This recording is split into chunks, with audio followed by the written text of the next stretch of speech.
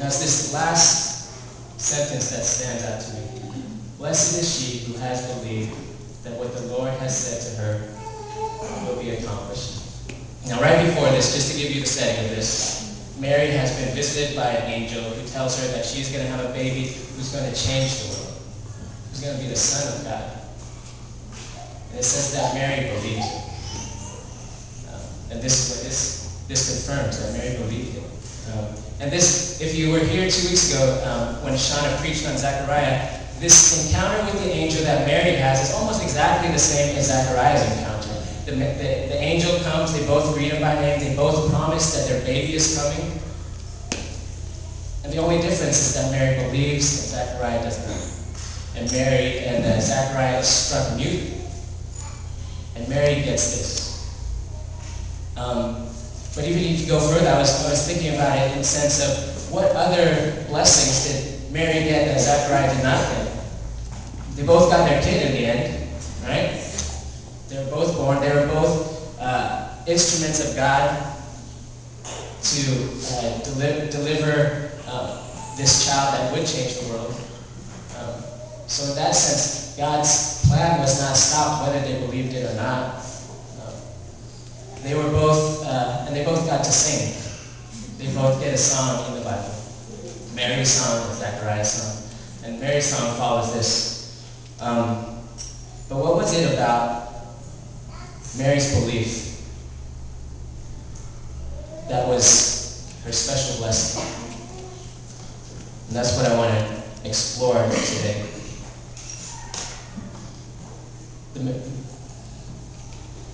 The belief, the blessing of Mary's belief, is basically this passage and then her song. So what is that?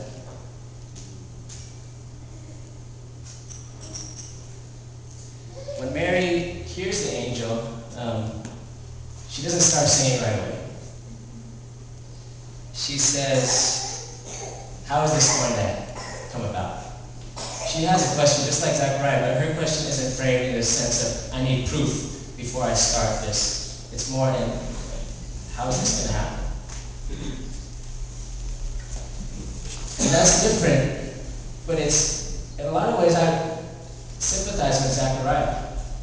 When promises are this big, especially because we've been fooled before, when hopes are this high, don't you want a little more assurance that it's going to come to fruition before you start believing in it? Because there's this, even with babies, especially with babies, there's this thing called the 3-month rule, which I'm not sure if it's a rule, but it's out there, and it's and people abide by it on some level, which is that when you get pregnant, you wait 3 months before you tell anyone about it. And the reason for this is that and the reason we have rules, and teachers know this, is that you have rules because when you didn't follow the rule last time, something bad happened. Right? And for there to be a 3-month rule means that somewhere down along the line, someone told someone about the baby that was coming, and the baby never came. The reason we wait that long is because we want to make sure that the promise that we've been told is going to come true before we start putting our hope in it. Because we put in our hope in promises before, and the higher we hope, the more it hurts.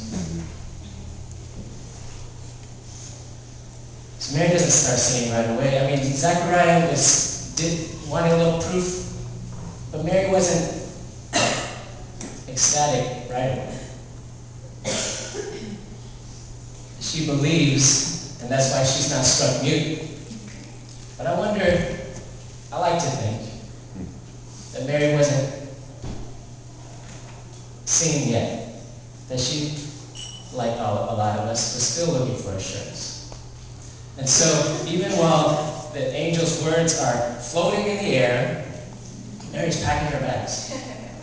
Because one thing the angel said was that, you know this is going to be happening because, look, your relative Elizabeth already has a baby, is pregnant with a baby. And she starts packing her bags, because she wants to make sure that this is true.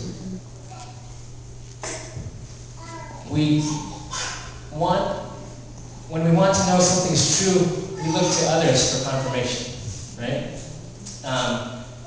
Every time I take my car into the shop, there's this fear I have, which is that worrying and pain that I always hear, every time I get in the car. As soon as I get to the mechanic,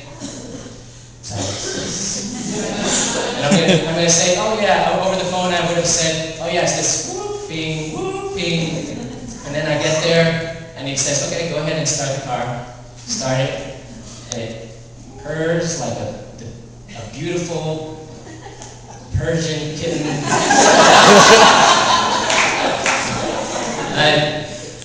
I said, no, it was just doing this right before, even while I was driving over, it was doing it. And he looks at me and raises one eyebrow. Because if people don't hear the same promises, words we heard, if they don't hear the same thing we heard, then maybe we're the ones who are crazy. And so, it's in that moment when I do flip on the car, and then my car goes, whir ping, that I say yes. And the mechanic says, oh, okay, I can do something about that. Because there's this assurance that I wasn't the only one. And so Mary goes out, and she wants to know that she was not the only one that heard an angel.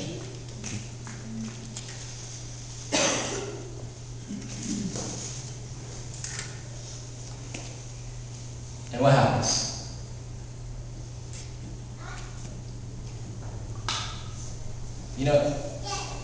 Elizabeth wasn't the first person to celebrate when Mary showed up. Mary sends out her greeting. She says, hello, or I'm here. I don't know what she said. But the first person to celebrate was John the Baptist, and he wasn't even born yet. He jumps in the womb, and Elizabeth suddenly is filled with the Holy Spirit. But as soon as Mary steps out in her belief, as small as it is, suddenly there's this confirmation. In college, when I was struggling with my faith, there was a time when I wasn't sure if I believed anymore because I didn't feel it anymore. The thing that used to make me believe wasn't there, which was this feeling of happiness all the time. And I wasn't happy all the time. So I started to wonder if God was really there. And during that time, I tried to find some assurances, tried to find some confirmation of my faith, went through all the books that are supposed to have all the answers. There was this guy, Cliff Kneckley, the Bible answer man, that was supposed to have all the answers, but he didn't have all the answers. It was false advertising. And so but out of that I came to this. I said, there is this promise that is so big that I'm willing to spend the rest of my life trying to figure out whether it's true. And that was it. I tell people that that's my faith story, and they're understandably depressed because of it. Because my faith in a lot of ways started really small. I mean, it's just like a wager, a bet that this is the only thing I've been waiting for. So if it's true, I'm going to spend the rest of my life just trying to seek it out. And can we see that same similarity in Mary, who has a big promise, a huge promise made to her, and she wonders if it's true, maybe it's worth checking it out.